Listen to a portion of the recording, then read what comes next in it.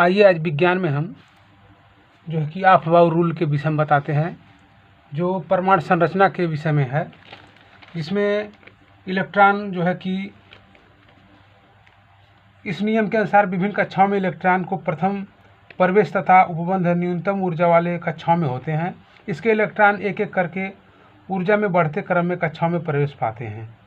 तो आइए हम इसको देखते हैं और इसको हम बताते हैं ऑर्बिटल के रूप में होते हैं, एस पी डी एफ के रूप में होते हैं, जो एस पे 2 इलेक्ट्रॉन होते हैं, पी पर 6 होते हैं, डी पर 10 होते हैं और एफ पर 40 होते हैं। तो आइए हम इसके विषय में एक उपकोष की संख्या तथा इलेक्ट्रॉनों की अधिकतम संख्या के विषय में हम बताएंगे। आइए देखते हैं।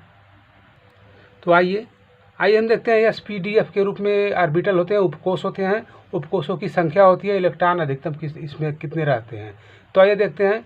एस में 1s, पी में 3px, py, pz, मान लीजिए 3 होते हैं इसमें ऑर्बिटल, 1 2 3 इलेक्ट्रॉन इसमें होते हैं, उपकोषों की संख्या। और डी में आइए बताते हैं आपको। तो आइए देखते हैं ऑर्बिटल एस में 1s, पी में 3p, 1 2 3 यानी XYZ की तरह, डी में 5 होते हैं, 1 2 3 4 5 यानी यही समझ लीजिए, इसको ऐसे डिवाइड कर दिया गया। यह एफ में 7 होते हैं, 7 कोष के उपकोष में होते हैं। और इसमें इलेक्ट्रॉनों की संख्या कितनी हो सकती है, देखिए यस में 2 होते हैं, ठीक है, यस में 2 होते हैं, पी में 6 होते हैं, डी में 10 होते हैं और एफ में 40 होते हैं। इतने इलेक्ट्रॉन ऑफ-बाउ ने बताया कि इसमें ऑर्बिटल में हो सकते हैं। तो हम आइए इलेक्ट्रॉनिक विन्यास भी करके सिखा देते हैं। जैसे यस में हमने देखा अधिकतम 2 इलेक्ट्रॉन रख सकते हैं, और पी में हमने देखा अधिकतम 6 इलेक्ट्रॉन रख सकते हैं, डी में हमने देखा अधिकतम 10 इलेक्ट्रॉन रख सकते हैं और एफ में देखा हमने 40 इलेक्ट्रॉन रख सकते हैं। तो आइए हम इसको इलेक्ट्रॉनिक विन्यास में, जैसे न्यूट्रॉन, इलेक्ट्रॉन, ये सब होते हैं ना, तो इसको विषय में इलेक्ट्रॉनों की संख्या, इसमें कोषों की संख्या और उपकोषों की संख्या और इलेक्ट्रॉनों की संख्या अधिकतम कितनी हो सकती है इस ऑर्बिटल में, ठीक है। ऐसे हम आप करके दिखाते हैं। ये ऑफ-बाउ रूल के नियम से है, जो पहले हम KLMNO के तरह से वो इलेक्ट्रॉनिक विन्यास का हम निर्धारण करते थे, वैसे हम ये ऑफ-बाउ रूल ने SPDF के ऑर्बिटल के रूप में निर्धारित किया है। जैसे 2 8 18 ऐसे निकलता था, इसमें 2 6 10 14 के रूप में निकलेंगे। आइए आगे देखते हैं हम। तो आइए हमने देखा कि ऑफ-बाउ ने बताया ये इलेक्ट्रॉन इसमें प्रवेश करते हैं, 1s 2s 2p 3p ऐसे प्रवेश करते हैं इसमें। तो आइए बताते हैं आपको कैसे इसमें इलेक्ट्रॉन प्रवेश करते हैं। तो आइए देखते हैं ऑफ-बाउ ने बताया इसमें इलेक्ट्रॉन कैसे प्रवेश करते हैं इस ऑर्बिटल में। तो ये इलेक्ट्रॉन पहले इसमें प्रवेश करते हैं, ठीक है, इसमें से प्रवेश करके ऐसे निकलते हैं, फिर पुनः ऐसे निकल जाते हैं, फिर इसमें से घूम करके ऐसे ही फिर इसमें प्रवेश कर जाते हैं, ठीक। फिर इसमें से निकल करके आप, तो देखिए ये पहले में 1s में प्रवेश कर जाते हैं इलेक्ट्रॉन, पुनः वापस हो जाते हैं, फिर 2s में इसमें प्रवेश कर जाते हैं इलेक्ट्रॉन, ठीक। फिर उसमें जब यहाँ से फिर वापस होते हैं तो 2p और 3s में ऐसे प्रवेश कर जाते हैं इलेक्ट्रॉन, इसमें ऐसे बाहर निकलते हैं, फिर ऐसे घूम जाते हैं, ठीक। ऐसे घूम करके आपको 3p और 4s में इलेक्ट्रॉन फिर प्रवेश कर जाते हैं ऐसे, ठीक, पुनः घूम जाते हैं। ये पुनः घूमने के बाद ये जो है कि 3d 4p और 5s इसमें प्रवेश कर जाते हैं इलेक्ट्रॉन इसमें, ठीक। पुनः प्रवेश वापस होते हैं और उसके बाद आपको 4d में फिर पुनः 4d में प्रवेश हो जाते हैं, इधर से ऐसे निकलते हैं 4d में, फिर उसके बाद 5p में इसमें प्रवेश कर जाते हैं इलेक्ट्रॉन, फिर इसमें 6 से बचा है 6p, देखिए 6s में इसमें प्रवेश कर जाते हैं इलेक्ट्रॉन, पुनः ऐसे वापस होते हैं। पुनः ऐसे वापस होने के बाद ये बचा है आपका 4f, इसमें प्रवेश करते हैं इलेक्ट्रॉन, पुनः वापस होते हुए ऐसे निकलते हैं और 5d में प्रवेश कर जाते हैं, पुनः ऐसे निकल करके ये वापस होते हैं, इसमें आते हैं और जो है कि आपका 6p में प्रवेश कर जाते हैं। ये ऑर्बिटल है और इसमें फिर 7s ऑर्बिटल में प्रवेश कर जाते हैं, पुनः वापस हो जाते हैं इलेक्ट्रॉन। वापस होने के बाद फिर 5f में प्रवेश कर जाते हैं, पुनः 5d में, उसके बाद इसमें 7p में ऐसे प्रवेश करके ऐसे इलेक्ट्रॉन बाहर निकल जाते हैं। तो ये बताया अब्बाउ ने कि इसमें ऑर्बिटल में प्रवेश करते हैं इलेक्ट्रॉन और इसके कोषों को भरते हैं। तो इन्होंने सिद्धांत के विषय में बताया कि अब्बाउ ने बताया कि इस नियम के अनुसार विभिन्न कक्षाओं में इलेक्ट्रॉन का प्रथम प्रवेश उपलब्ध न्यूनतम ऊर्जा वाले कक्षाओं में होता है और इलेक्ट्रॉन एक एक करके ऊर्जा के बढ़ते क्रम को कक्षाओं में प्रवेश कर पाते हैं। ठीक है, इसे जो है कि इलेक्ट्रॉन परमाणु संरचना में अब्बाउ ने एक अहम भूमिका निभाया, जो कि KLMNO के तरह से हम पहले ऑर्बिटल को पूरा करते थे, इलेक्ट्रॉन कोष उसमें भरते थे, लेकिन इन्होंने नया नियम दिया अब्बाउ रूल का नियम ऑर्बिटल SPDF के रूप में।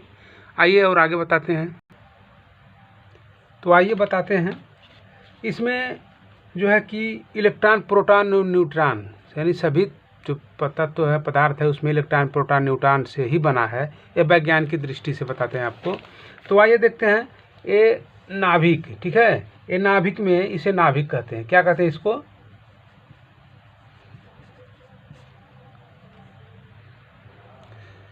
तो प्रत्येक नाभिक में प्रोटॉन और न्यूट्रॉन होते हैं और बाहरी कक्षा में इलेक्ट्रॉन घूमते हैं। ठीक है, तो ऐसे ही उन्होंने बताया द्रव्यमान, सभी द्रव्यमानों के विषय में, और उन्हें अब्बाउ रूल ने अपने नियम से उसमें ऑर्बिटल में जो भी इलेक्ट्रॉन कैसे प्रवेश करते हैं और कैसे अस्थायी रहते हैं। आइए हम बताते हैं।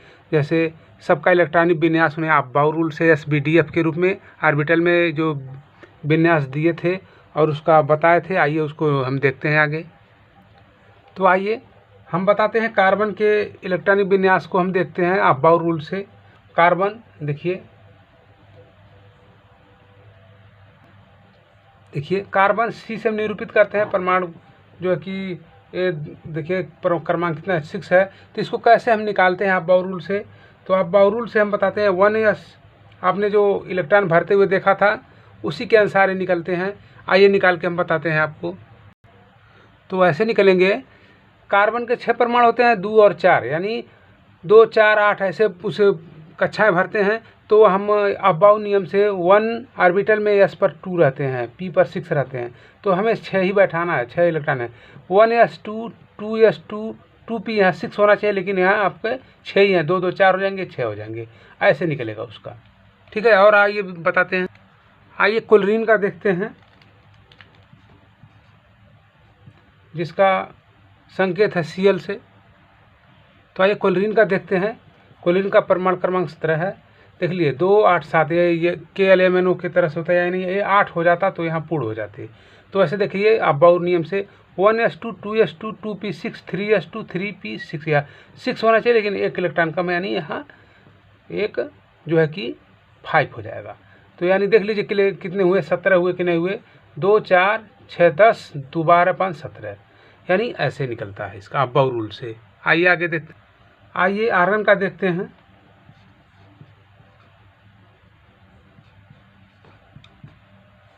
आर्गन का 18 होता है, इनकी कक्षाएं पूर्ण हैं, 2, 8, 8। तो अब्बाउ रूल से इसको निकाल के देखते हैं कैसे होता है। आइए देखते हैं। तो आइए देखते हैं, आर्गन का 18 होता है, 2, 8, 8, इसकी बाहरी कक्षाएं पूर्ण हैं। तो ये अब्बाउ नियम से 1s2, 2s2, 1s2, 2s2, 2p6, ठीक है, 3s2 और 3p6, यानी इसकी बाहरी कक्षाएं पूर्ण है। तो ऐसे निकलता है। या इसी तरह से सभी जो तत्व हैं सबका इलेक्ट्रॉनिक विन्यास निकल जाएगा। लेकिन यही रूल है कि SPDF, यानी S में ऑर्बिटलों की संख्या 2, P में 6, बस इनकी यही खासियत है। S में 2 ऑर्बिटल में रहते हैं, S ऑर्बिटल में 2 इलेक्ट्रॉन, P में 6 और D में 10 और F में 40, इतने ऑर्बिटल में ये इलेक्ट्रॉन रह सकते हैं। तो इसी तरह से अब्बाउ रूल का नियम जो है परमाणु संरचना में अति महत्वपूर्ण है। तो आइए देखते हैं आगे हम।